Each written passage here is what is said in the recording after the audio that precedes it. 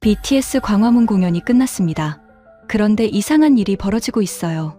공연을 보러 한국에 왔던 외국인들이 집에 돌아가질 않는 겁니다. 처음엔 단 하나였어요. BTS를 직접 보는 것. 그 꿈 하나로 지구 반바퀴를 날아왔죠. 그런데 BTS보다 더 놀라운 한국이 있었습니다. 새벽 2시에 편의점이 열려 있고 식당에선 반찬을 무료로 리필해주고 길 잃은 외국인을 30분 동안 데려다주는 대학생이 있더군요. 조금만 더 있다 갈까? 부산도 가보고 싶은데, 찜질방도 가봐야 하는데, 한국 음식 더 먹어봐야 하는데, 5일 계획이 2주일, 3주일로 늘어나고 있습니다. BTS를 보러 왔다가 한국 자체에 반해버린 사람들이 지금 이 순간에도 서울 거리를 누비고 KTX 타고 부산으로, 경주로 향하고 있어요. 공연은 끝났지만 이들의 한국 이야기는 이제 막 시작됐습니다. 대체 이 나라에 무엇이 이들을 붙잡은 걸까요? 지금 바로 공개합니다. 한국 최고라고 댓글을 남겨주세요. 여러분의 구독과 좋아요는 아주 큰 힘이 됩니다. 아빠 제발 한국 가게 해줘. 일주일째였습니다. 저는 독일 뮌헨에서 BMW 자동차 엔지니어로 20년을 일했어요. 마르쿠스입니다. 42살이죠. 제 인생에서 가장 힘든 협상은 회사 임원들과 한 게 아니었습니다. 바로 제 딸 소피아, 17살과의 일주일이었어요. 아빠, 제발. 소피아가 또 제 앞에 섰습니다. 손에 뭔가를 들고 있었어요. 이번엔 성적표였습니다. 이번 학기 전 과목 A야. 저는 성적표를 받아들었습니다. 정말이었어요. 수학, 물리, 화학, 영어. 전부 A였죠. 잘했네. 그런데 성적은 내가 당연히 잘 받아야 하는 거잖아. 소피아의 얼굴이 일그러졌습니다. 아빠, 한국 가게 해주면 다음 학기도 A 받을게. 저는 한숨을 쉬었어요. 일주일 전 저녁 식사 시간에 시작된 일이었습니다. 소피아가 갑자기 BTS 광화문 공연 티켓에 당첨됐다고 난리를 쳤거든요. 한국에 가게 해달라고요. 저는 단호하게 거절했습니다. 안 돼. 한국. 그게 어디 붙어 있는지도 모르겠는데. 사실 알았습니다. 중국 옆이죠. 하지만 가고 싶지 않았어요. 아이돌 공연이라니. 춤추고 노래하는 애들 보러 지구 반바퀴를 날아간다고요? 말도 안 됐습니다. 아빠, BTS는 립싱크 안 해. 라이브야. 소피아가 소리쳤지만 저는 고개를 저었어요. 립싱크든 라이브든 TV로 보면 되잖아. 굳이 그 먼 곳까지 갈 필요 없어. 그날 밤 소피아는 방문을 쾅 닫고 들어갔습니다. 다음 날부터 공세가 시작됐죠. 설거지를 스스로 했어요. 청소도 했고요. 매일 아침 아빠 생각 바뀌었어? 라고 물어봤습니다. 저는 매번 고개를 저었어요. 그리고 지금 일주일째 소피아가 성적표까지 들고 온 겁니다. 소피아, 성적은 내가 열심히 해야 하는 거야. 한국 가는 거랑 상관없어. 소피아의 눈에 눈물이 고였습니다. 친구들은 다 부모님이랑 가는데 나만 못 가. 아내가 거실에서 나왔습니다. 여보, 딸이 이렇게까지 원하는데 한번 생각해봐요. 저는 아내를 봤어요. 그리고 다시 소피아를 봤습니다. 눈물이 볼을 타고 흘러내리고 있었죠. 여보, 한국이 뭐 있다고요. 독일이 얼마나 선진국인데. 아내가 한숨을 쉬었습니다. 세상이 독일만 있는 건 아니잖아요. 저는 소파에 앉았습니다. 소피아는 제 앞에 무릎을 꿇고 앉았어요. 아빠, 평생 부탁이야. 제발. 저는 고개를 저었습니다. 한국이 뭘 잘한다는 건지 나는 모르겠어. 자동차는 독일이 최고지. 메르세데스, BMW, 폭스바겐. 한국 차, 그건 싸구려잖아. 소피아가 소리쳤습니다. 아빠, 그건 편견이야. 편견이 아니라 팩트야. 기차도 그래. 프랑스 떼제베가 세계 최고고 의료 기술은 스위스지. 한국은 뭐가 있어? 소피아는 울면서 방으로 들어갔습니다. 문이 또 쾅 닫혔어요. 아내가 제 옆에 앉았습니다. 여보, 딸이 평생 기억할 거예요. 아빠가 함께 가준 것. 저는 창밖을 봤습니다. 뮌헨의 거리가 보였어요. 깨끗하고 질서정연한 거리. 이게 선진국이죠. 한국 같은 작은 나라가 독일보다 나을 리 없었습니다. 다음 날도 소피아는 포기하지 않았어요. 학교 갔다 오자마자 청소를 시작했습니다. 화장실까지 깨끗하게 닦았어요. 저녁엔 설거지를 했고 밤에는 공부를 했습니다. 사흘째 되던 날 제 회사 동료에게 하소연했어요. 딸이 한국 가자고 일주일째 우기고 있어. 동료가 웃었습니다. 그냥 가주지 그래. 딸이 나중에 고마워할 거야. 저는 고개를 저었어요. 한국 같은데 뭐 하러. 5일 동안 뭘 하고 다니겠어. 동료가 커피를 한 모금 마셨습니다. 그래도 딸이 원하잖아. 저는 대답하지 않았어요. 엿새째 되던 날 저녁, 저는 거실 소파에 앉아 있었습니다. 소피아가 방에서 나오지 않았어요. 아내가 말했습니다. 여보, 딸이 하루 종일 울었어요. 저는 가슴이 아팠습니다. 하지만 한국이라니 정말 가기 싫었어요. 작은 나라잖아요. 볼 게 있겠어요? 아내가 저를 봤습니다. 가봐야 아는 거죠. 그날 밤, 저는 잠을 못 잤습니다. 소피아의 우는 소리가 계속 들렸거든요. 일주일째 되던 날 저녁, 저는 결국 항복했습니다. 좋아. 소피아가 눈을 크게 떴어요. 진짜. 대신 조건이 있어. 딱 5일. 그 이상은 안 돼. 소피아가 저에게 달려와 껴안았습니다. 고마워, 아빠. 정말 고마워. 저는 소피아의 등을 두드렸어요. 그리고 속으로 생각했습니다. 5일만 버티면 돼. 공연 보고 바로 돌아온다. 다음 날, 저는 컴퓨터 앞에 앉아 항공권을 예매했습니다. 인천행. 12시간 비행이었어요. 비행기 표가 이렇게 비싸. 아내가 제 어깨 너머로 봤습니다. 여보, 마음 열고 가봐요. 저는 투덜거렸습니다. 시간 낭비일 것 같은데. 항공권을 결제했습니다. 클릭 한 번에 2,000유로가 나갔어요. 저는 한숨을 쉬었습니다. 한국이 독일보다 나을 리 없어. 우리가 얼마나 선진국인데. 아내는 아무 말도 하지 않았습니다. 일주일 후, 저는 인천행 비행기에 앉아 있었습니다. 소피아는 옆자리에서 이어폰을 끼고 있었어요. 화면엔 BTS 영상이 나오고 있었죠. 소피아의 눈이 반짝반짝 빛났습니다. 아빠, 이거 봐. 이 춤 진짜 멋있어. 소피아가 이어폰 하나를 빼서 제게 건넸습니다. 저는 고개를 저었어요. 나중에 소피아는 실망한 표정으로 이어폰을 다시 꽂았습니다. 저는 창밖을 봤어요. 구름이 보였습니다. 5일. 딱 5일만 버티자. 공연 보고 명동 쇼핑 좀 하고 끝. 그러면 독일로 돌아간다. 한국이 뭐가 대단하다고. 소피아는 옆에서 계속 BTS 노래를 흥얼거렸습니다. 저는 짜증이 났어요. 좀 조용히. 소피아가 움찔했습니다. 미안. 소리를 줄였어요. 저는 눈을 감았습니다. 빨리 끝났으면 좋겠어. 이 여행이 빨리 끝나서 일상으로 돌아가고 싶었습니다. 회사 일도 밀려 있었고 독일 맥주도 마시고 싶었어요. 한국 같은 곳에서 5일을 어떻게 보낸단 말입니까? 비행기는 계속 날아갔습니다.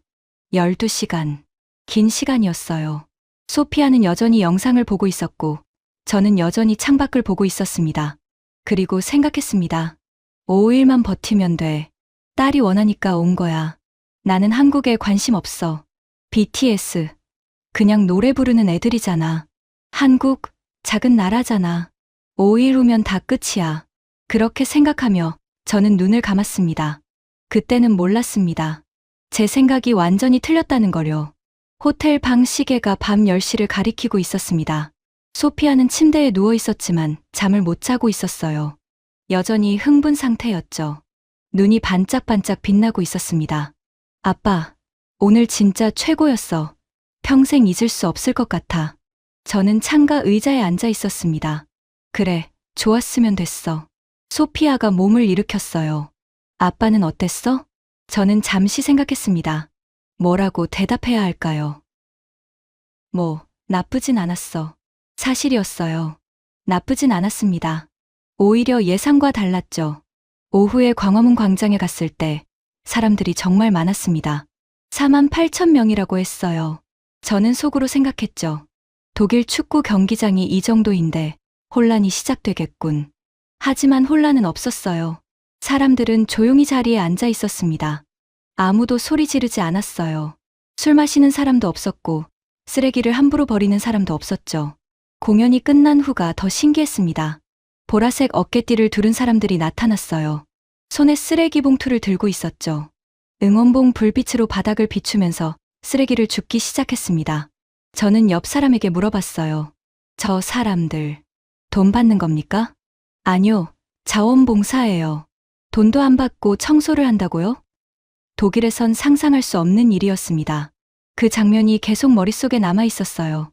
소피아가 하품을 했습니다. 아빠, 나 진짜 행복해. 고마워. 그래, 잘 자. 소피아는 이불을 덮고 눈을 감았습니다. 금방 잠들었어요. 피곤했나 봅니다.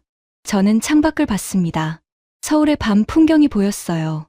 건물에 불이 켜져 있었고, 거리엔 여전히 사람들이 다니고 있었습니다. 밤 10시인데도요. 독일이었으면 이 시간엔 거리가 거의 비었을 겁니다. 위험하니까요. 하지만 여기는 사람들이 자유롭게 돌아다니고 있었어요. 저는 잠이 오지 않았습니다. 머릿속이 복잡했거든요. 공연장의 질서정연한 모습, 자원봉사로 청소하는 사람들, 밤인데도 안전해 보이는 거리. 이게 제가 생각했던 한국이 아니었습니다. 시계를 봤어요. 밤 11시가 됐네요. 저는 일어나 창가로 갔습니다. 아래를 내려다봤죠. 편의점 불이 환하게 켜져 있었습니다. 저 시간에도 문 열어? 독일 편의점은 밤 10시면 닫습니다. 일요일엔 아예 문을 안 열고요. 하지만 저 편의점은 불이 켜져 있었어요. 저는 문득 궁금해졌습니다. 정말 문이 열려 있을까? 소피아를 봤어요. 깊이 잠들어 있었습니다. 저는 조용히 외투를 입었습니다. 방 카드키를 챙겨서 밖으로 나갔어요. 복도는 조용했습니다. 엘리베이터를 탔죠. 내려가면서 생각했습니다. 독일이었으면 이 시간에 절대 호텔 밖으로 못 나가. 위험해. 엘리베이터 문이 열렸습니다. 로비에 도착했어요. 직원이 카운터에 서 있었습니다. 저를 보더니 웃으며 인사했어요. 안녕하세요. 밤 11시가 넘었는데 이렇게 밝은 인사라니. 저는 어색하게 고개를 끄덕이고 밖으로 나갔습니다. 밤 공기가 차가웠어요. 3월 말이었지만 여전히 쌀쌀했죠. 거리를 둘러봤습니다. 사람들이 보였어요. 젊은 커플이 손잡고 걷고 있었고 친구들로 보이는 무리가 웃으며 지나갔습니다. 정말 안전하네. 독일이었으면 이 시간엔 거리에 나올 생각도 못했을 겁니다. 특히 혼자서는요. 저는 편의점 쪽으로 걸어갔습니다. 가까워지자 간판이 보였어요. 세븐일레븐 24시간이라고 써 있었습니다. 정말 문이 열려 있었어요. 저는 들어갔습니다. 문이 열리며 딩동 소리가 났죠. 어서 오세요. 직원이 밝은 목소리로 인사했습니다. 밤 11시가 넘었는데 말이죠. 매장 안을 둘러봤습니다. 깨끗했어요. 상품이 가지런히 정리돼 있었고 바닥도 반짝거렸습니다. 형광등 불빛이 환했어요. 독일 편의점보다 훨씬 밝고 깨끗했습니다. 삼각김밥 코너가 보였습니다. 여러 종류가 있었어요. 참치, 김치, 불고기, 치즈. 저는 참치를 하나 집어 들었습니다. 컵라면 코너도 있었어요. 종류가 정말 많았습니다. 10가지는 넘어 보였죠. 빨간색 포장, 검은색 포장, 흰색 포장. 과자 코너를 지나가다가 눈에 띄는 게 있었습니다. BTS 사진이 붙은 과자였어요. 콜라보 제품이라고 써 있었죠. 허니버터칩인가 그랬습니다. 저는 그 과자를 집어 들었습니다. 소피아가 좋아할 것 같았어요. 아니, 분명히 좋아할 겁니다. 계산대로 갔습니다. 직원이 바코드를 찍었어요. 5,000원입니다. 저는 10,000원짜리를 냈습니다. 거스름 돈을 받았죠. 감사합니다. 직원이 웃으며 인사했습니다. 새벽인데도 정말 친절하네요. 편의점을 나왔습니다. 손에 비닐봉지가 들려 있었어요. 삼각김밥과 BTS 과자가 들어 있었죠. 저는 벤치를 찾아 앉았습니다. 삼각김밥 포장을 뜯었어요. 어떻게 뜯는지 그림이 그려져 있었습니다. 그대로 따라했죠. 한 입 베어 물었습니다. 맛있네? 예상 밖이었습니다. 편의점 음식인데 이렇게 맛있을 줄이야. 참치가 부드러웠고 밥도 촉촉했어요. 김이 고소했고요. 독일 편의점 샌드위치는 빵이 딱딱하고 속재료가 별로인데요. 이건 완전히 달랐습니다. 저는 삼각김밥을 다 먹고 비닐봉지를 챙겼습니다. 쓰레기통을 찾아버렸어요. 편의점 앞에 분리수거함이 있었거든요. 거리를 걸으면서 생각했습니다. 24시간 편의점, 친절한 직원, 맛있는 음식, 안전한 밤거리. 독일엔 없는 것들이었어요. 독일은 일요일에 슈퍼마켓도 문을 닫습니다. 법으로 정해져 있거든요. 평일에도 저녁 8시면 대부분 가게가 닫아요. 하지만 여기는 새벽인데도 편의점이 열려 있었습니다. 그것도 환하게요. 저는 호텔로 돌아가는 길을 천천히 걸었습니다. 거리를 구경하면서요. 젊은이들이 웃으며 걷고 있었고, 한 무리는 치킨을 들고 가고 있었습니다. 밤 11시가 넘었는데 말이죠. 한국이 생각보다 괜찮은데? 작게 중얼거렸습니다. 처음으로 그런 생각이 들었어요. 제가 한국을 너무 무시했나 하는 생각이요. 자동차는 독일, 기차는 프랑스, 의료는 스위스. 그렇게 말했었죠. 하지만 24시간 편의점은요? 밤에도 안전한 거리는요? 친절한 사람들은요? 독일엔 없었습니다. 호텔 로비에 도착했습니다. 같은 직원이 여전히 서 있었어요. 들어오세요. 웃으며 인사했습니다. 저는 이번엔 웃으며 대답했어요. 감사합니다. 엘리베이터를 타고 올라갔습니다. 방으로 들어갔죠. 소피아는 여전히 깊이 자고 있었어요. 저는 BTS 과자를 테이블 위에 올려놨습니다. 내일 아침 소피아가 보면 좋아하겠죠. 침대에 앉아 창밖을 봤습니다. 5일로는 부족한데 처음으로 그런 생각이 들었습니다. 5일만 있다가 가기엔 한국이 생각보다 괜찮은 것 같다고요. 아니, 괜찮은 정도가 아니었습니다. 어떤 부분은 독일보다 나은 것 같았어요. 작은 균열이었습니다. 제 편견에 생긴 작은 균열이요. 하지만 분명한 균열이었습니다. 저는 눈을 감았습니다. 내일 더 둘러봐야겠어요. 한국이 정말 어떤 곳인지요. 그리고 어쩌면 5일로는 정말 부족할지도 모르겠다는 생각이 들었습니다. 저는 잠이 오지 않았습니다. 침대에 누웠지만 눈이 말똥말똥했어요. 머릿속이 복잡했거든요. 편의점에서 본 것들이 계속 떠올랐습니다. 시계를 봤어요. 새벽 1시였습니다. 소피아는 깊이 잠들어 있었어요. 저는 조용히 일어나 다시 외투를 입었습니다. 또 나가보고 싶었어요. 이 시간에 정말 안전한지, 정말 가게들이 열려 있는지 더 확인하고 싶었죠. 복도를 나와 엘리베이터를 탔습니다. 로비엔 여전히 같은 직원이 서 있었어요. 또 나가세요? 웃으며 물었습니다. 저는 고개를 끄덕였죠. 네, 잠이 안 와서요. 조심히 다녀오세요. 밖으로 나갔습니다. 새벽 1시. 독일이었으면 상상도 못할 시간이었어요. 거리는 여전히 사람들이 있었습니다. 아까보다는 적었지만 그래도 몇 명씩 보였어요. 저는 호텔 반대편으로 걸어갔습니다. 아까와 다른 방향이었죠. 걷다가 불이 환하게 켜진 식당을 발견했습니다. 간판을 봤어요. 설렁탕 24시, 식당도 24시간. 저는 놀랐습니다. 편의점도 놀라웠는데 식당까지요? 독일 식당은 밤 10시면 다 문을 닫습니다. 주방이 일찍 마감되거든요. 일요일엔 대부분 쉬고요. 하지만 이 식당은 새벽 1시인데도 불이 환하게 켜져 있었어요. 저는 문을 밀고 들어갔습니다. 따뜻한 공기가 느껴졌어요. 국 끓이는 냄새가 났습니다. 구수한 냄새였죠. 손님이 몇 명 있었습니다. 테이블에 앉아 조용히 식사하고 있었어요. 새벽인데도요. 사장님으로 보이는 분이 다가왔습니다. 50대 남성이었어요. 어서 오세요. 몇 분이세요? 한국어였습니다. 당연히 못 알아들었죠. 저는 손가락으로 하나를 가리켰습니다. 사장님이 고개를 끄덕이고 자리로 안내했어요. 구석 테이블이었습니다. 메뉴판을 주셨어요.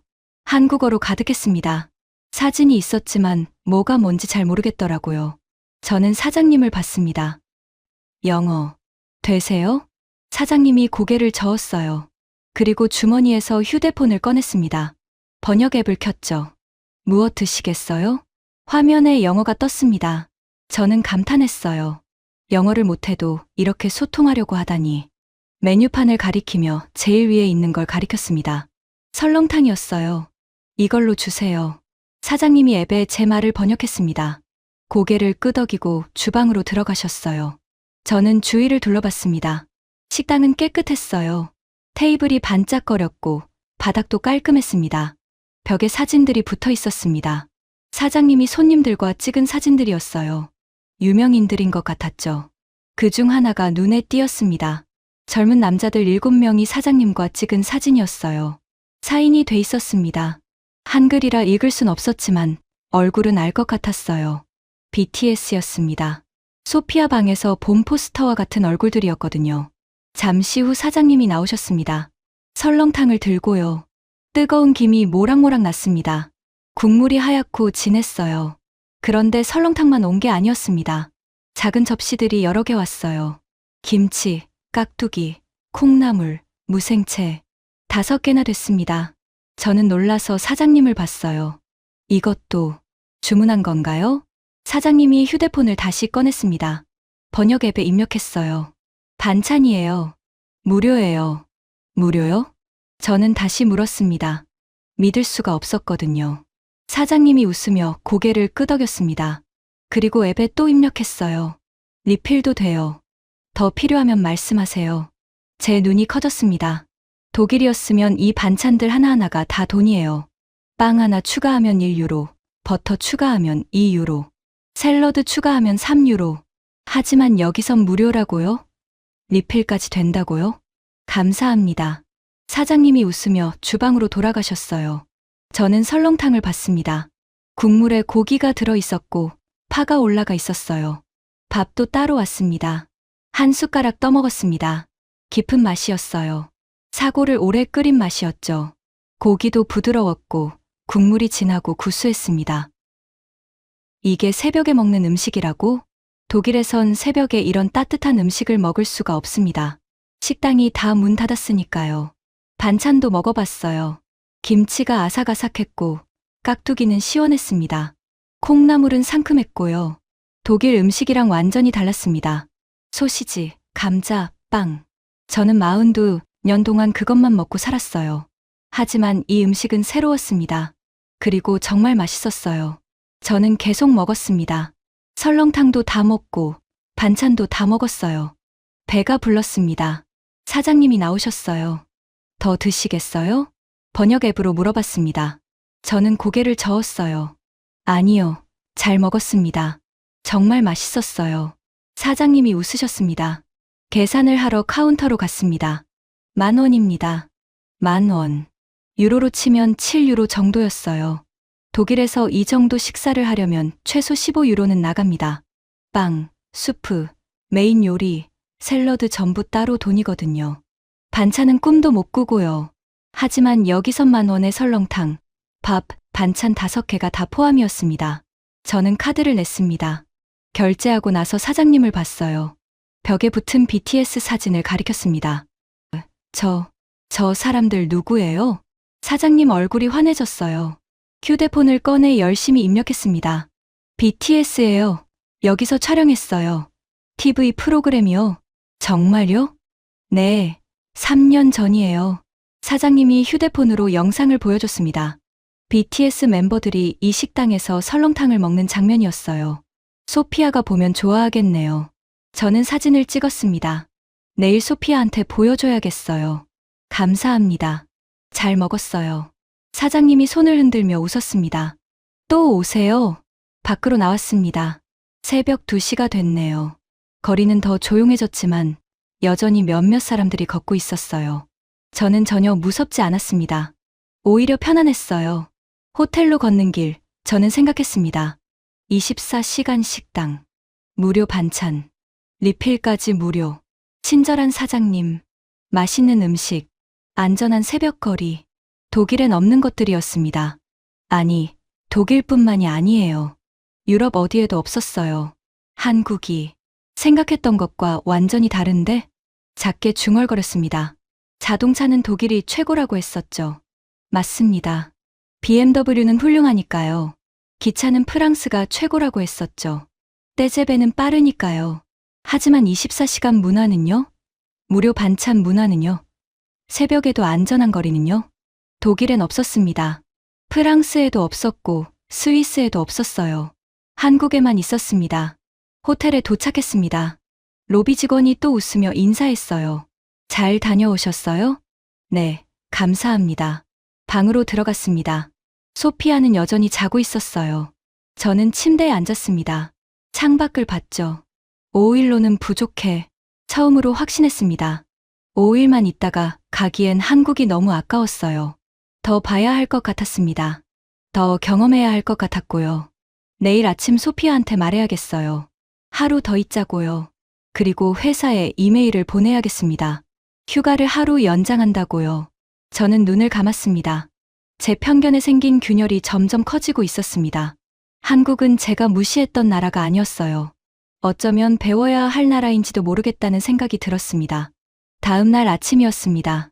소피아가 눈을 떴어요. 테이블 위에 놓인 BTS 과자를 발견했죠. 아빠, 이거 어디서 났어? 저는 웃었습니다. 어젯밤에 편의점 갔었어. 내가 좋아할 것 같아서. 소피아가 과자를 들고 환하게 웃었어요. 고마워, 아빠. 저는 커피를 마시며 말했습니다. 소피아, 우리 하루만 더 있을까? 소피아가 놀란 표정으로 저를 봤어요. 진짜, 아빠가, 응, 어젯밤에 좀 둘러봤는데 생각보다 괜찮더라. 소피아가 소리쳤습니다. 와, 정말 최고야, 아빤. 저는 웃으며 노트북을 켰습니다. 회사 이메일을 열었어요. 개인 사정으로 휴가를 하루 연장 신청합니다. 마르쿠스. 짧게 썼습니다. 보내기 버튼을 눌렀죠. 소피아가 제 옆에 왔어요.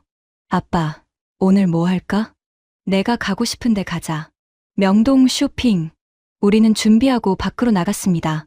명동은 사람들로 붐볐어요. 낮인데도 정말 많았습니다. 소피아는 화장품 가게로 들어갔어요. 저는 밖에서 기다렸죠. 1시간쯤 지났을까요? 소피아가 쇼핑백을 들고 나왔습니다. 아빠, 저기 옷가게도 가자. 우리는 계속 걸었습니다. 이 가게, 저 가게 들어가며 구경했어요. 그런데 문제가 생겼습니다. 소피아가 화장실에 가고 싶다고 했어요. 저기 카페 있으니까 거기서 기다려. 소피아가 뛰어갔습니다. 저는 카페를 찾았어요. 그런데 카페가 보이지 않았습니다. 주위를 둘러봤어요. 비슷비슷한 건물들, 간판들. 전부 한글이었죠. 어디였지? 저는 걷기 시작했습니다. 소피아가 갔던 방향으로요. 하지만 길이 복잡했어요. 골목이 여러 개였고 사람들도 많았습니다. 10분쯤 지났을까요? 저는 완전히 길을 잃었습니다. 휴대폰을 꺼냈어요. 소피아한테 전화했죠. 소피아, 나 길 잃었어. 아빠, 어디야? 모르겠어.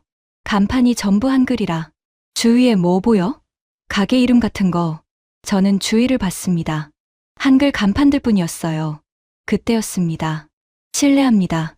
도움 필요하세요? 영어였어요. 저는 돌아봤습니다. 20대 초반으로 보이는 한국 남학생이 서 있었습니다. 배낭을 메고 있었어요. 아, 네. 길을 잃었어요. 딸이 카페에서 기다리는데. 학생이 웃었습니다. 어느 카페인지 아세요? 모르겠어요. 이 근처 어딘가인데. 소피아가 전화로 말했습니다. 스타벅스야. 명동 스타벅스. 저는 학생에게 말했어요. 명동 스타벅스요. 아, 알겠습니다. 제가 데려다 드릴게요. 학생이 앞장섰습니다. 저는 따라갔어요. 감사합니다. 학생이세요? 네, 대학생이에요. 영어 전공이라 연습도 할 겸요. 우리는 골목을 지나갔습니다. 학생이 길을 잘 알고 있었어요. 한국 처음 오셨어요? 네, 어제 왔어요. 어떠세요? 저는 잠시 생각했습니다. 생각보다 훨씬 좋네요. 학생이 웃었습니다. 다행이에요. 한국 많이 즐기고 가세요.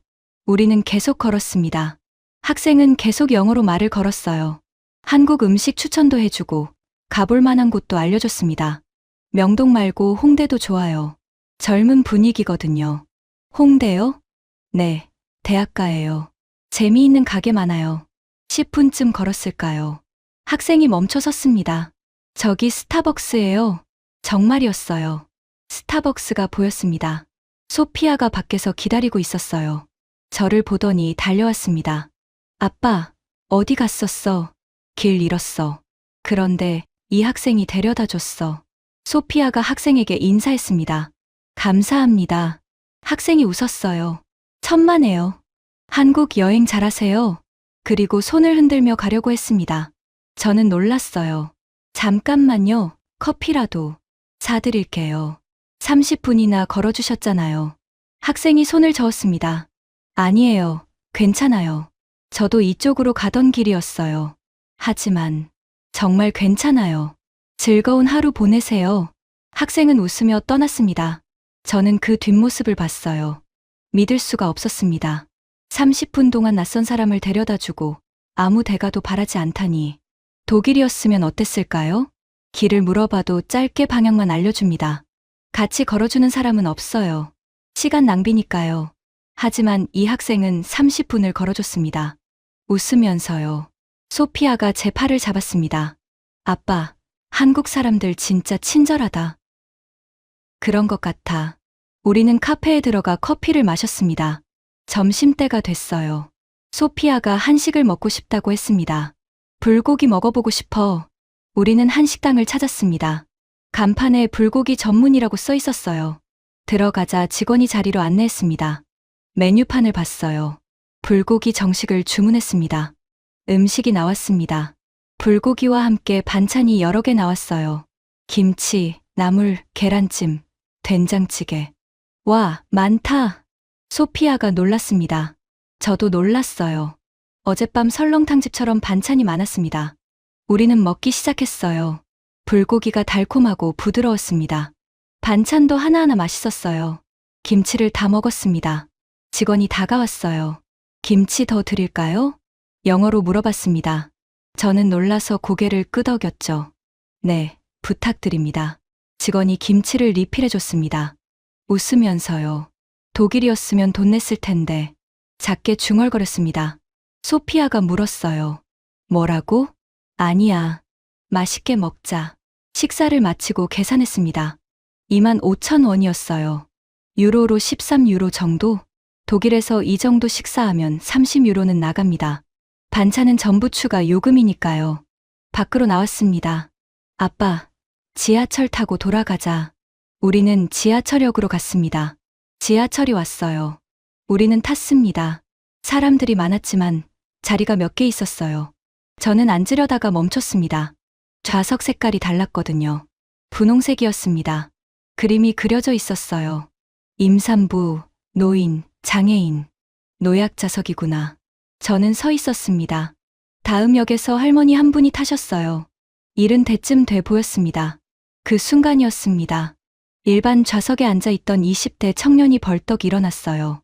할머니, 여기 앉으세요. 할머니가 손을 저었습니다. 괜찮아요. 아니에요. 앉으세요. 청년이 할머니를 자리로 안내했습니다. 할머니가 앉으셨어요. 고맙구나. 청년은 웃으며 손잡이를 잡았습니다. 저는 그 장면을 봤습니다. 독일 지하철에선 본 적 없는 장면이었어요. 물론 독일에도 노약자석은 있습니다. 하지만 젊은이들이 일반 좌석에서 일어나는 경우는 드물죠. 하지만 여기선 자연스럽게 일어났습니다. 당연하다는 듯이요. 호텔에 돌아왔습니다. 저는 노트북을 켰어요. 회사 이메일을 열었습니다. 타이핑을 시작했습니다. 개인 사정으로 휴가를 3일 더 연장 신청합니다. 원래는 하루만 더 있으려고 했어요. 하지만 마음이 바뀌었습니다. 3일. 아니, 어쩌면 더 있어야 할 것 같았어요. 한국엔 볼 게 너무 많았습니다. 배울 게도 많았고요. 이메일을 보냈습니다. 소피아가 물었어요. 아빠, 내일 뭐 할까? 저는 웃었습니다. 내가 하고 싶은 거 하자. 찜질방 가보고 싶어. 찜질방. 응. 한국 전통 목욕탕이래. 저는 고개를 끄덕였습니다. 좋아, 가보자. 창밖을 봤어요. 서울의 오후 풍경이 보였습니다. 제 편견이 계속 무너지고 있었어요. 한국은 작은 나라가 아니었습니다. 볼 것 없는 나라도 아니었고요. 오히려 배울 게 많은 나라였습니다. 친절한 사람들, 무료 반찬 문화, 노약자를 배려하는 문화, 독일엔 없는 것들이었어요. 그리고 저는 더 보고 싶었습니다. 한국이 어떤 나라인지요. 다음 날 저녁이었습니다. 소피아가 말했어요. 아빠, 찜질방 가자. 찜질방이 뭔데? 한국 전통 목욕탕이야. 엄청 재미있대. 저는 고개를 끄덕였습니다. 궁금했어요. 택시를 타고 용산에 있는 큰 찜질방으로 갔습니다. 드래곤힐 스파라고 했어요. 건물이 컸습니다. 5층짜리 건물이었죠. 목욕탕이 이렇게 커. 소피아가 웃었습니다. 목욕탕만 있는 게 아니래. 입구로 들어갔습니다. 카운터에서 입장료를 냈어요. 12,000원이었습니다. 유로로 8유로 정도? 이 가격에 뭘 할 수 있는데? 직원이 영어로 설명해 줬습니다. 사우나, 찜질방, 수영장, 휴게실 다 이용하실 수 있어요. 시간 제한 없고요. 시간 제한이 없다고요? 네. 밤새도 괜찮아요. 저는 놀랐습니다. 8유로에 시간 제한 없이 이용한다고요? 독일 사우나는 1시간에 15유로는 합니다. 그것도 시설이 별로예요. 탈의실로 갔습니다. 사물함에 옷을 넣었어요. 소피아는 여자 쪽으로 갔고 저는 남자 쪽으로 갔습니다. 목욕탕이 넓었어요. 정말 넓었습니다. 온탕, 냉탕, 여러 종류의 탕이 있었죠. 사람들이 조용히 목욕하고 있었습니다. 깨끗했어요. 저는 씻고 온탕에 들어갔습니다. 따뜻한 물이 몸을 감쌌어요. 편안해. 오랜만에 느끼는 편안함이었습니다. 30분쯤 있다가 나왔어요. 옷을 입고 공용 공간으로 갔습니다. 소피아가 이미 나와 있었습니다. 찜질복을 입고 있었어요. 회색 옷이었죠. 아빠, 이거 입어. 저도 찜질복을 받았습니다. 입어봤어요. 편했습니다. 이제 찜질방 가자. 소피아가 제 손을 잡아 끌었습니다. 층을 올라갔어요. 2층, 3층, 4층. 각 층마다 다른 시설이 있었습니다. 2층엔 뜨거운 방들이 있었어요. 황토방, 소금방, 숯방. 이게 찜질방이야? 응, 들어가 보자. 우리는 황토방에 들어갔습니다. 뜨거웠어요. 정말 뜨거웠습니다. 바닥이 뜨끈뜨끈했죠. 사람들이 누워 있었습니다. 땀을 흘리면서요. 저도 누웠습니다. 소피아 옆에요. 더워. 그래서 좋은 거야. 땀 나면 건강해진대. 우리는 10분쯤 있었습니다. 땀이 정말 많이 났어요. 밖으로 나왔습니다. 휴게실이 있었어요. 휴게실이 넓었습니다. 의자들, 테이블들, 심지어 누울 수 있는 공간도 있었죠. 아빠, 계란 먹어봐. 소피아가 편의점 같은 곳에서 계란을 사왔습니다. 갈색 계란이었어요. 이게 뭔데? 찜질방 계란, 유명해. 저는 껍질을 까서 먹어봤습니다. 부드러웠어요. 삶은 계란인데 특이한 맛이 났습니다. 맛있네? 그치. 식혜도 마셔봐. 소피아가 식혜를 줬습니다. 단 음료였어요. 쌀알이 둥둥 떠 있었죠. 마셔봤습니다. 달콤하고 시원했어요. 독일엔 이런 거 없는데. 중얼거렸습니다. 우리는 휴게실에 앉아 있었어요. TV가 켜져 있었고 사람들이 편하게 누워 있었습니다. 가족들이 보였어요. 아이들, 부모님, 할아버지, 할머니. 함께 앉아 이야기하고 있었죠. 이게 한국 문화구나. 소피아가 물었어요. 뭐가? 가족이 함께 이런 곳에 와서 시간을 보내는 거. 독일엔 없잖아. 맞았습니다.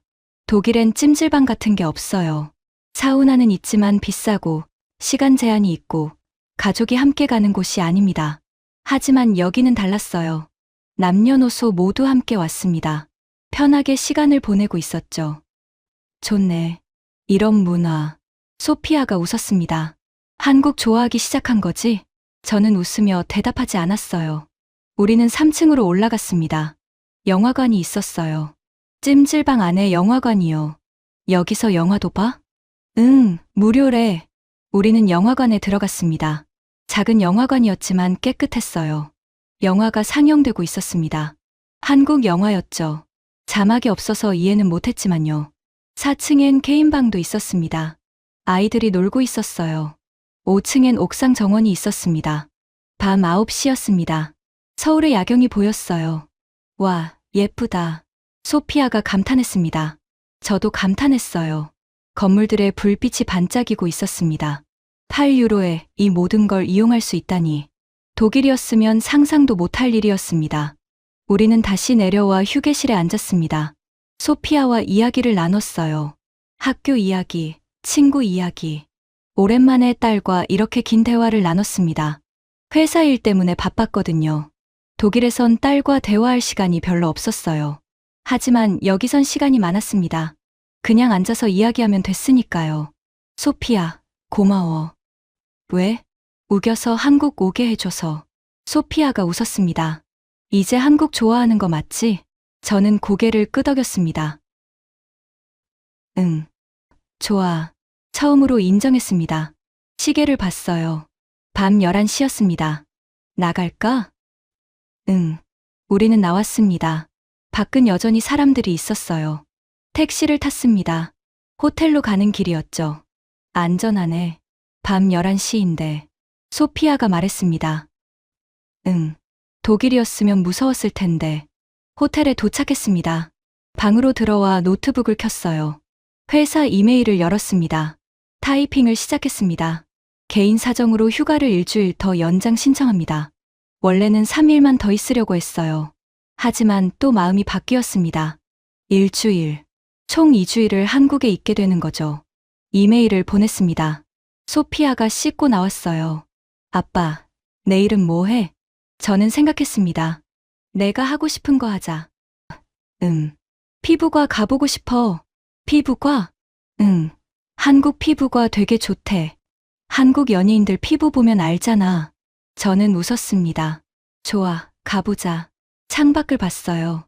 제 편견은 이제 거의 무너졌습니다. 한국은 작은 나라가 아니었어요. 볼 것 없는 나라도 아니었고요. 독일보다 나은 것들이 너무 많았습니다. 24시간 문화, 무료 반찬, 친절한 사람들, 노약자 배려, 그리고 찜질방. 독일엔 없는 것들이었어요. 한국에서 배울 게 정말 많네. 작게 중얼거렸습니다. 그리고 생각했습니다. 어쩌면 제가 틀렸던 건 한국에 대한 생각만이 아닐지도 모른다고요. BTS에 대해서도 틀렸을지 모른다고요. 립싱크나 하는 애들이라고 했었죠. 하지만 소피아가 이렇게 좋아하는 데는 이유가 있을 거예요. 내일 피부과 가서 BTS에 대해 좀 더 물어봐야겠습니다. 소피아한테요. 다음 날 아침이었습니다. 저는 화장실 거울을 보고 있었어요. 턱 부분이 빨갛게 부어 있었습니다. 면도할 때 긁힌 상처였어요. 이틀 전에 생긴 건데 악화됐습니다. 소피아가 봤어요. 아빠, 그거 왜 그래? 면도하다가 긁혔어. 괜찮아. 안 괜찮아 보이는데? 빨개. 저는 손으로 만져봤습니다. 따끔했어요. 피부과 가자. 어차피 오늘 가기로 했잖아. 나는 괜찮아. 너만 가. 안 돼. 같이 가자. 소피아가 우겼습니다. 저는 결국 고개를 끄덕였어요. 우리는 준비하고 나갔습니다. 택시를 탔어요. 강남 피부과 유명한 곳으로 가주세요. 택시 기사가 고개를 끄덕이고 출발했습니다. 30분쯤 지나 강남에 도착했어요. 건물들이 높고 깨끗했습니다. 피부과 앞에 섰습니다. 간판이 현대적이었어요. 들어갔습니다. 대기실이 넓고 깨끗했습니다. 의자들이 편해 보였어요. 카운터로 갔습니다. 예약하셨나요? 직원이 영어로 물었습니다. 아니요, 예약 안 했는데요. 괜찮을까요? 네, 괜찮아요. 잠시만 기다리세요. 저는 놀랐습니다. 독일이었으면 예약 없이는 절대 안 받아줘요. 최소 3주는 기다려야 하죠. 대기실에 앉았습니다. 사람들이 몇 명 있었어요. 주위를 둘러봤습니다. 벽에 장비 사진들이 붙어 있었어요. 제 눈이 커졌습니다. 저건 레이저 장비였습니다. 그런데 모델명이 낯설었어요. 저는 일어나 가까이 가서 봤습니다. 설명이 영어로도 써 있었죠. 2.5나노미터 레이저 정밀도라고? 엔지니어로서 깜짝 놀랐습니다. 이 기술은 최신 기술이에요. BMW 공장에도 없는 정밀도였습니다. 다른 장비도 봤어요. 피부 스캐너였습니다. 3차원 이미징 시스템. 이것도 최신 기술이었어요. 독일 병원에서도 본 적 없는 장비였습니다. 마르쿠스님, 간호사가 불렀습니다. 영어 발음이 정확했어요. 저는 따라갔습니다. 소피아도 같이 왔어요. 진료실로 들어갔습니다. 의사 선생님이 계셨어요. 30대 여성이었습니다. 안녕하세요. 어디 불편하세요? 영어가 유창했습니다. 턱 부분이요. 면도하다가 긁혔는데 악화됐어요. 의사 선생님이 자세히 봤습니다. 염증이 생겼네요. 치료해 드릴게요. 시간 얼마나 걸리나요? 15분 정도요. 15분이라고요? 독일이었으면 1시간은 걸렸을 텐데. 의사 선생님이 장비를 가져왔습니다. 작은 기계였어요. 이건 레이저 치료 장비예요. 염증 부위에 조사하면 빠르게 치료됩니다. 저는 장비를 자세히 봤습니다. 깜짝 놀랐어요. 이거 독일제가 아니네요? 네, 한국 제품이에요. 한국 제품이라고요? 네, 요즘 한국 의료 장비가 많이 발전했어요. 저는 믿을 수가 없었습니다. 한국이 의료 장비를 만든다고요? 의사 선생님이 레이저를 제 턱에 조사했습니다. 따끈했지만 아프진 않았어요. 이 장비 정밀도가 얼마나 되나요? 엔지니어로서 궁금했습니다. 0.5mm예요. 제 눈이 커졌습니다. 0.5mm라고요? 그건 BMW 공장 장비보다 정밀한데요. 의사 선생님이 웃었습니다. 한국 기술력이 좋아요. 치료가 끝났습니다. 정말 15분만이었어요. 다 됐어요. 이틀 정도면 완전히 나을 거예요. 이틀이요? 독일이었으면 일주일은 걸렸을 겁니다. 네, 약도 처방해 드릴게요. 처방전을 받았습니다. 비용은 얼마나 하나요? 5만 원이에요. 5만 원. 유로로 35유로 정도였습니다. 독일이었으면 최소 100유로는 나왔을 거예요. 보험 없이는요. 저는 놀라서 물었습니다. 정말 5만 원이요? 레이저 치료인데요? 네, 맞아요. 믿을 수가 없었습니다. 계산하고 나왔습니다. 소피아 차례였어요. 소피아는 피부 관리를 받았습니다. 30분쯤 걸렸어요. 저는 대기실에 앉아 장비들을 계속 봤습니다. 모두 최신 기술이었어요. 그리고 대부분 한국 제품이었습니다. 의료는 스위스가 최고라고 했는데 중얼거렸습니다. 제가 틀렸습니다. 완전히 틀렸어요. 한국 의료 기술이 이렇게 발전했다니. 소피아가 나왔습니다. 얼굴이 환해 보였어요. 어떻게 됐어? 좋아. 피부 진짜 좋아졌어. 우리는 1층 약국으로 갔습니다. 약사 선생님이 계셨어요. 역시 영어가 가능했습니다. 하루 2번, 아침 저녁으로 바르세요. 이틀이면 완전히 나을 거예요. 자세히 설명해줬습니다. 약을 받고 나왔어요.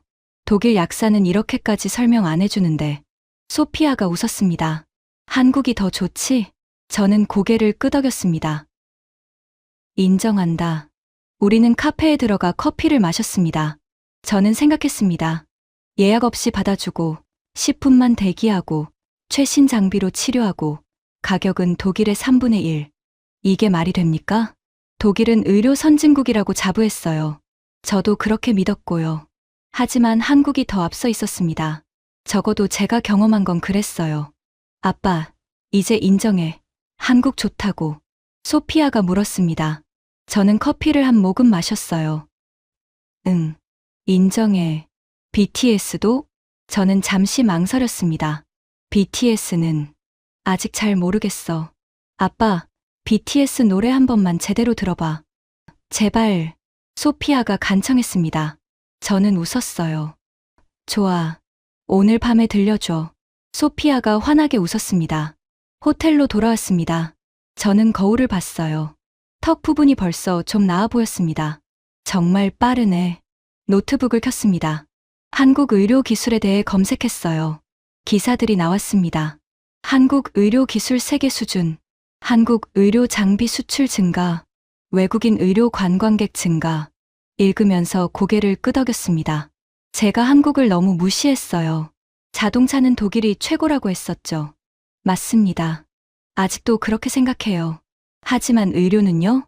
한국이 스위스보다 나은 것 같았습니다. 적어도 제 경험으론요. 그리고 기차도요. 내일 부산 가기로 했는데 KTX를 타본다고 했어요. 프랑스 떼제베보다 빠르다던데 정말일까요? 궁금해졌습니다. 엔지니어로서 궁금했어요. 한국 기술이 정말 독일보다 나은지. 창밖을 봤습니다. 2주일로도 부족할 것 같은데 작게 중얼거렸습니다. 한국엔 볼 게 너무 많았습니다.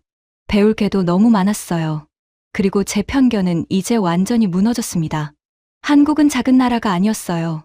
선진국이었습니다. 어쩌면 독일보다 더요. 다음 날 아침이었습니다. 저는 턱을 만져봤어요. 많이 나았습니다. 붉은 기가 거의 빠졌어요. 정말 이틀이면 낫겠네. 소피아가 말했습니다. 아빠, 오늘 부산 가자. 부산.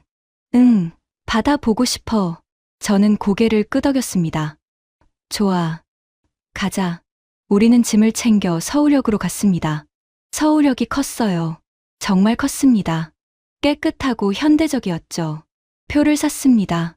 KTX 부산행이었어요. 2시간 40분이요. 직원이 말했습니다. 서울에서 부산까지 2시간 40분이라고요? 저는 놀랐습니다. 거리를 검색해 봤어요. 325km였습니다. 독일 기차로는 4시간은 걸릴 거리였어요. 승강장으로 갔습니다. 기차가 서 있었어요. 하얀색 기차였습니다. 날렵하게 생겼어요. 유선형이었죠. 멋진데? 엔지니어로서 첫인상이 좋았습니다. 기차에 탔습니다. 좌석이 넓고 편했어요. 깨끗했고요. 독일 기차보다 깨끗한데 작게 중얼거렸습니다. 출발 시간이 됐습니다. 기차가 움직이기 시작했어요. 처음엔 천천히 움직였습니다. 역을 빠져나갔죠. 그러다 속도가 붙기 시작했습니다. 저는 창밖을 봤어요. 건물들이 빠르게 지나갔습니다. 점점 더 빨라졌어요. 저는 휴대폰을 꺼냈습니다. 속도 측정 앱이 있었거든요. 화면을 봤습니다. 200km. 속도가 계속 올라갔어요. 250km. 독일 아이체에가 이 정도 속도예요. 최고 속도가 250km니까요. 그런데 KTX는 멈추지 않았습니다. 280km. 제 눈이 커졌습니다. 300km. 300km였습니다. 시속 300km. 이게 가능해? 저는 믿을 수가 없었어요. 독일 아이체에보다 50km나 빠른 거예요. 프랑스 떼제베가 시속 320km라고 알고 있었어요. 그것과 거의 비슷한 속도였습니다. 한국 기차가 이렇게 빠를 줄이야. 소피아가 물었습니다. 아빠, 뭐라고? 아니야. 그냥 빠르네. 저는 계속 창밖을 봤습니다. 풍경이 엄청나게 빠르게 지나갔어요. 그런데 흔들림이 거의 없었습니다. 독일 아이체에는 빠르면 흔들려요. 선로가 오래됐거든요. 하지만 KTX는 부드러웠습니다. 마치 날아가는 것 같았어요. 레일 기술이 좋네. 엔지니어로서 감탄했습니다. 기차는 계속 달렸어요. 터널도 지나고 다리도 지나고 이 시간 40분이 금방 지나갔습니다. 부산역에 도착했습니다. 벌써 시간이 정말 빨리 갔어요. 기차가 워낙 빠르고 편해서요. 역에서 나왔습니다. 부산이었어요. 공기가 달랐습니다. 바다 냄새가 났어요. 택시를 타고 해운대로 갔습니다. 해변에 도착했어요. 와, 소피아가 소리쳤습니다. 바다가 넓게 펼쳐져 있었어요. 파란 바다였습니다. 백사장이 깨끗했어요. 쓰레기가 하나도 없었습니다. 3월인데 사람들이 많네. 날씨가 쌀쌀했지만 사람들이 산책하고 있었어요. 우리도 걸었습니다. 백사장을 따라서요. 소피아가 말했습니다. 아빠, 저기 봐. 저 건물. 고층 건물을 가리켰습니다. 저기서 BTS가 뮤직비디오 찍었대. 그래. 응, 런이라는 노래. 저는 건물을 봤습니다. 현대적이고 멋있었어요. 소피아가 좋아하는 그룹이구나. 응. 우리는 계속 걸었습니다. 바람이 시원했어요. 점심때가 됐습니다. 뭐 먹을까? 회 먹어보고 싶어. 횟집을 찾았습니다. 해운대 근처 골목에 있는 작은 횟집이었어요. 들어가자 주인 아주머니가 반겼습니다. 어서 오세요. 자리에 앉았어요. 메뉴를 봤습니다. 모둠회 주세요. 회가 나왔습니다. 접시가 컸어요. 회가 정말 많았습니다. 여러 종류였죠. 이게 다 우리 거야? 소피아가 놀랐습니다.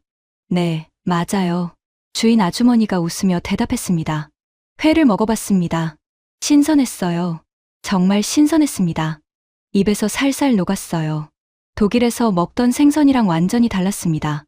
독일 생선은 비린내가 나고 질겼거든요. 하지만 이 회는 달랐어요. 부드럽고 달콤했습니다. 맛있다. 계속 먹었습니다. 소피아도 맛있게 먹었어요. 밑반찬도 나왔습니다. 역시 무료였죠. 다 먹고 계산했습니다. 4만 원이었어요. 유로로 28유로 정도? 독일에서 회를 먹으면 최소 50유로는 나갑니다. 그것도 이렇게 신선하지 않아요. 밖으로 나왔습니다. 부산 좋다. 소피아가 말했습니다. 저도 좋았어요. 바다, 깨끗한 거리, 맛있는 음식. 우리는 오후 내내 해운대를 걸어 다녔습니다. 저녁이 됐어요. 해가 지고 있었습니다. 예쁘다. 석양이 바다에 비쳤습니다. 주황빛이었어요. 우리는 벤치에 앉아 석양을 봤습니다. 사람들이 여전히 산책하고 있었어요. 저녁인데도요. 밤에도 안전한가 봐. 소피아가 말했습니다. 그런 것 같아. 실제로 밤이 됐는데도 사람들이 편하게 다니고 있었습니다. 독일이었으면 이 시간엔 거리가 비었을 거예요. 우리는 밤 10시까지 해운대에 있었습니다. 호텔로 돌아가는 길, 저는 생각했습니다. KTX, 시속 300km. 독일 아이체보다 빠르고 프랑스 떼제베와 비슷한 속도. 기차는 프랑스가 최고라고 했는데 중얼거렸습니다. 제가 또 틀렸습니다. 한국 기차가 이렇게 빠를 줄 몰랐어요. 그리고 이렇게 편할 줄도 몰랐고요. 호텔 방에 들어왔습니다. 소피아가 씻으러 갔어요. 저는 창밖을 봤습니다. 부산의 야경이 보였어요. 한국이 많은 면에서 독일보다 앞서 있어 처음으로 인정했습니다. 완전히요. 24시간 문화, 독일보다 앞섬. 무료 반찬 문화, 독일엔 없음. 친절함, 독일보다 나음. 노약자 배려, 독일보다 나음. 찜질방, 독일엔 없음. 의료 기술, 독일만큼 어쩌면 더 나음. 기차 속도, 독일보다 빠름. 치안, 독일보다 훨씬 나음. 모두 팩트였습니다. 제가 직접 경험한 거예요. 자동차만 독일이 앞서 있네. 작게 웃었습니다. 그것만 빼면 한국이 독일보다 나은 게 더 많았어요. 소피아가 나왔습니다.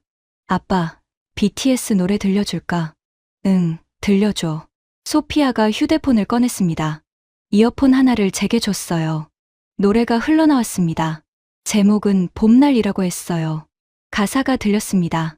소피아가 번역해줬죠. 그리워하는 노래예요. 헤어진 친구를 그리워하는. 저는 조용히 들었습니다. 멜로디가 아름다웠어요. 목소리도 좋았고요. 립싱크가 아니구나. 중얼거렸습니다. 소피아가 웃었습니다. 진짜 실력파야. 노래가 끝났습니다. 좋네. 처음으로 인정했습니다. 소피아가 환하게 웃었어요. 아빠가 인정하다니. 저는 웃었습니다. 제 편견이 완전히 무너졌어요. 한국에 대한 편견, BTS에 대한 편견. 모두 틀렸습니다. 저는 무지했어요. 독일만 최고라고 생각했죠. 하지만 세상은 넓었습니다. 배울 게 많았어요. 특히 한국에서요. 내일 서울로 돌아가자. 마지막 날이니까 쇼핑하고. 소피아가 말했습니다. 응, 그러자. 저는 노트북을 켰어요. 독일 친구들에게 메시지를 보내야겠다고 생각했습니다. 한국, 정말 대단한 나라야. 너희가 생각하는 것보다 훨씬. 타이핑했습니다. 그리고 보냈어요. 친구들이 뭐라고 할까요? 아마 믿지 못할 겁니다. 하지만 사실이에요. 한국은 제가 무시했던 작은 나라가 아니었습니다. 선진국이었어요. 배울 게 많은 나라였고요. 눈을 감았습니다. 내일이 마지막 날이네요. 아쉬웠습니다. 더 있고 싶었어요. 하지만 회사로 돌아가야 했죠. 그래도 괜찮습니다. 내년에 또 올 테니까요. 소피아랑 같이요.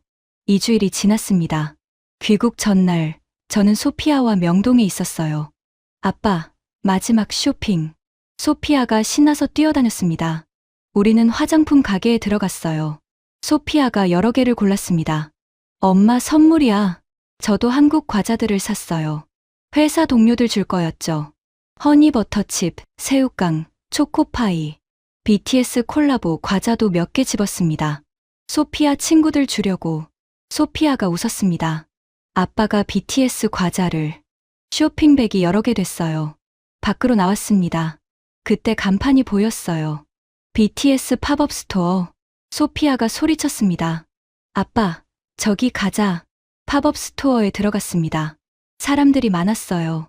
앨범, 포스터, 인형, 굿즈들이 가득했죠. 소피아가 앨범을 집었습니다. 이거 살래. 그래. 저도 돌아다녔어요. 포토카드, 키링, 여러 가지를 구경했습니다. 그리고 저도 앨범을 하나 집었어요. 소피아가 놀란 얼굴로 저를 봤습니다. 아빠, 앨범 사는 거야? 응. 독일 가서 들어보려고. 진짜, 봄날 좋았잖아.